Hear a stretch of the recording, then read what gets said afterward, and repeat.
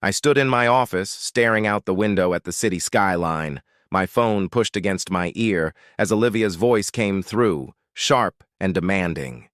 She asked me to fund the final amount for her baby shower, a lavish affair her mother, Diane, had insisted on hosting. I'm Michael Hayes, a senior financial consultant who's worked hard to build a successful career. But in my own home, I might as well be a stranger.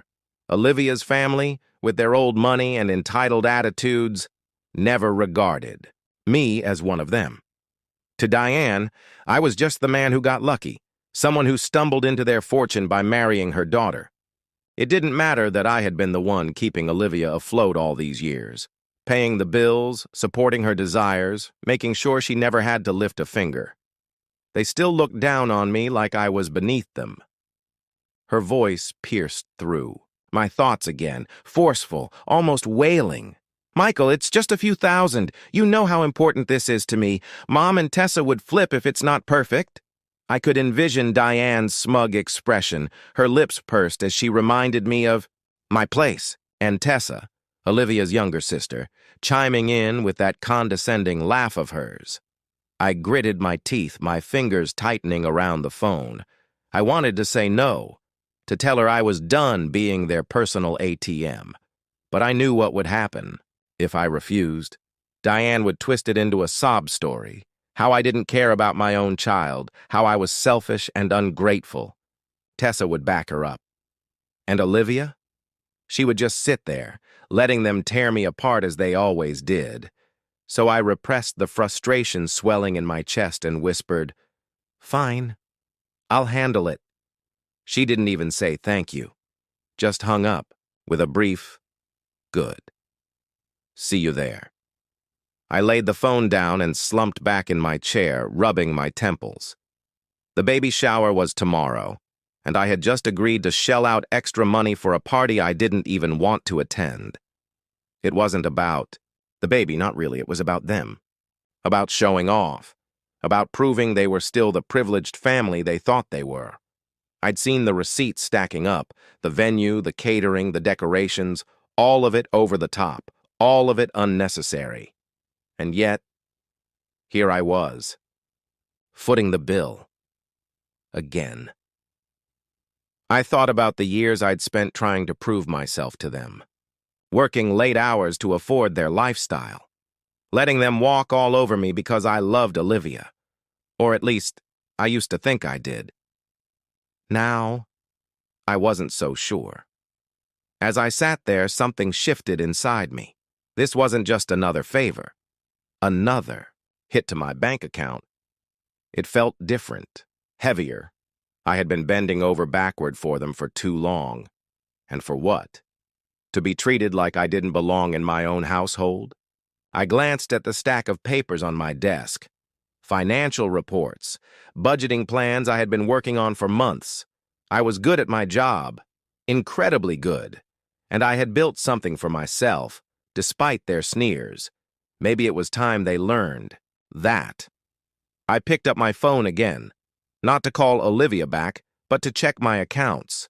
I skimmed through the figures, the savings I had hidden away, the investments I had kept quiet about. They didn't know half of what I had been doing, how much I had held back. The baby shower payment would go through. I'd honor my word. Yet as I stared at those numbers, a plan started to form in my mind. This wasn't going to be like the previous times. They believed they could keep pushing, me, keep taking, but they were wrong. I wasn't just the man who got lucky anymore. I was done playing their game. I'd pay the check, show up tomorrow, smile through their bullshit, but this would be the last time. They had no idea what was coming. I leaned forward, resting my elbows on the desk, a strange sense of peace creeping over me. Let them have their celebration. Let them think they'd won, because after tomorrow, everything was going to change and they wouldn't even see it coming. Her voice was light, humorous, but it sliced into me like a dagger. I stared at her, my wife, the woman I'd built a life with, and saw nothing but delight in her eyes. No remorse, no apology. Just a game they'd all decided to play at my expense. tightened my jaw so hard my teeth ached, but I didn't utter a word. What could I say? Yelling would only make it worse, give them more fuel to twist the tale later. Horrible Michael, always so theatrical. So I pulled out the chair, the legs scraping against the floor, and sat down. The restroom door slid open behind me, a stench of bleach and cheap soap hitting my nose as another guy stepped out, staring at me with a mix of pity and uncertainty. The air freshener buzzed louder, like it was taunting me too. I folded my hands on the table, staring straight ahead, my mind racing. They thought this was amusing. Wow. They thought they could keep pushing me down, making me the joke. Great. Let them laugh. Let them believe they'd won this round. I watched as the party came into gear, waiters threading between the mob with plates of appetizers, shrimp, caviar, small pastries. I'd probably paid for them. Olivia flitted from table to table, lapping up the attention, while Diane barked orders at the waiters like she owned the place. Tessa started clicking shots, probably posting them online with captions about how ridiculous this all was. So, I stayed put. The hubbub of the room faded into a low hum as I focused on the check in my pocket. I'd hand it over soon. Play my role. But inside, something was building. A countdown. A ticking clock I could almost hear. This wasn't just about today. It was every slight, every jab. Every moment they'd made me feel small, piling up, until I couldn't ignore it anymore. I shifted in my seat, the hardwood cutting into my back, and let my eyes move across the room.